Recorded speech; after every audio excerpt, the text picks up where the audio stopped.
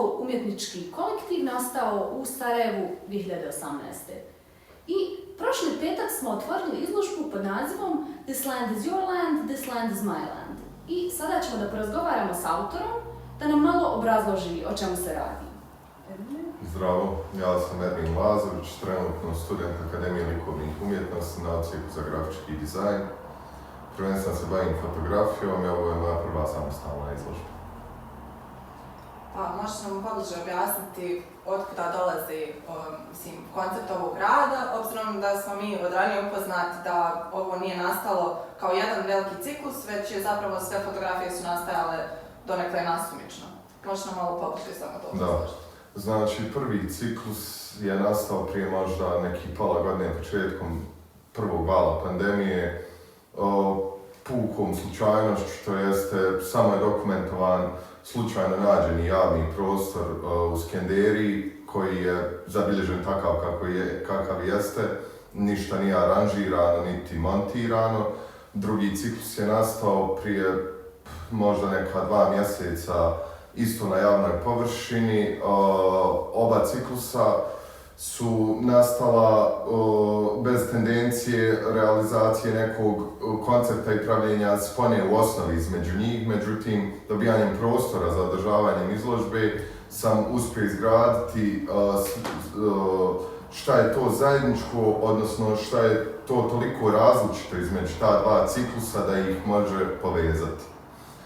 Prvi ciklus se bavi javnim prostorom koji je postao nečiji enterijer, to jeste postao nečije mjesto za stanovanje, nečiji dom, dok drugi ciklus je ciklus oronulih političkih plakata od prije najmanje 8 godina, koji dan danas nisu uklonjeni i stoje kao za mene simbolom neke truleži na javnoj površini. Zanimljiv nam je naziv izložbe. Što vam znači ovdje? Naziv izložbe predstavlja kao i samu tematiku, tako i kontrast ova dva ciklusa.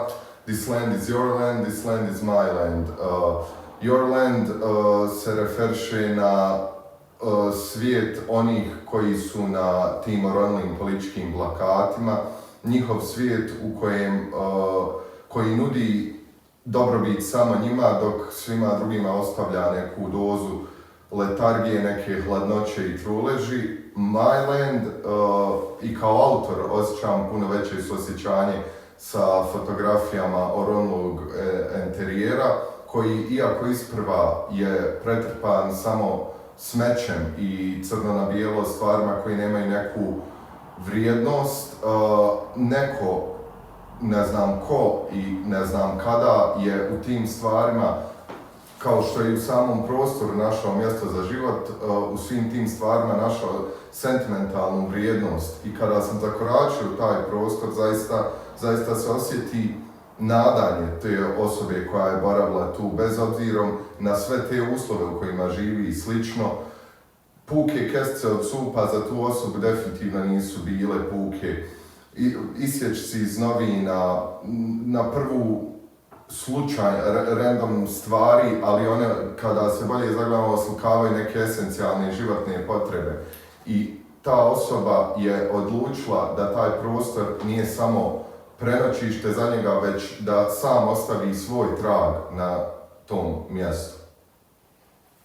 Ono što je meni najzanimljivije zapravo jeste ovaj kontrast od eksterijera i oronulog do nekog enterijera i zaista sačuvanog. Zanimljivo je to što je stvarno zajedničko, u smislu sve je javan prostor. Nedavno smo komentarisali da je zapravo i Kasi i meni omiljena fotografija iz ovog ciklusa koji je nastao u enterijeru, gdje je prikazan prvo mladi bračni par, nedavno vjenčani u tom svom romantičnom zagrljaju, dok je odmah pored njih prikazana jedna veoma atraktivna teta, na kojoj se, prikazano je također da je vrelija od Maldiva, kako same novine kažu. Okruženi su kokošijom supom i u pozadini se nalazi neki možda potencijalni graft. I zaista prikazuje se ta, upravo što si sada rekao, ta esencija i pojedinca i ljudi generalno, mislim i tih koji su možda u određenom kontekstu na nekom visokom staležu, a i ovih koji možda to i nisu.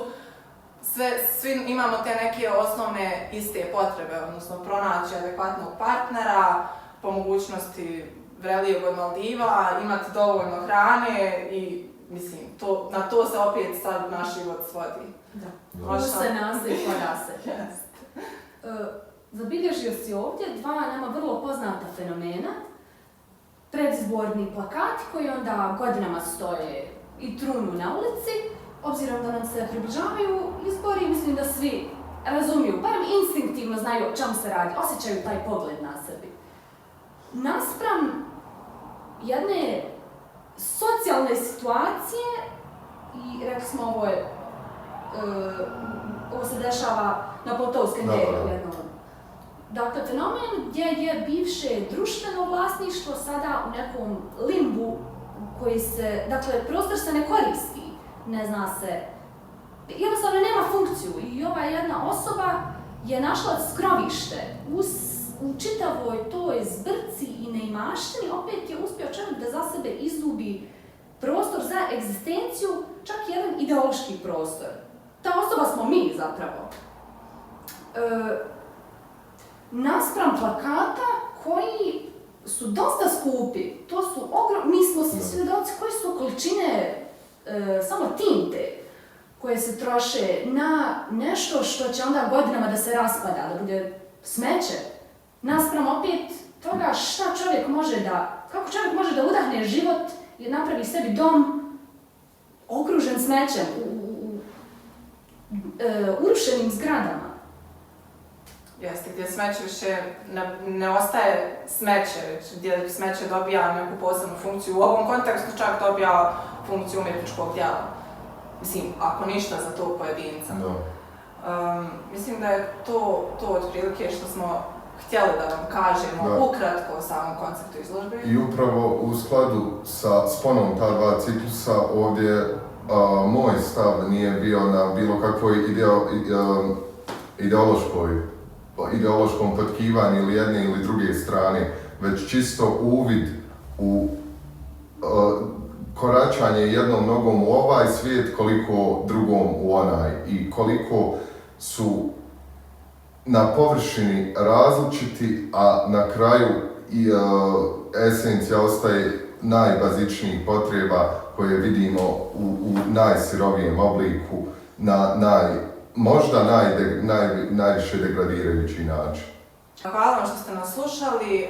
Nadam se da smo vam, ako ništa, blago obrazložili šta smo to mi htjeli reći i šta je autor htio ovom izložbom da nam poruči. Te nadamo se da ćete izložbu posjetiti. Otvoreni smo do 16. novembra. Možete nas posjetiti svakim radnim danom od 3 do 6 i vidimo se uskoro.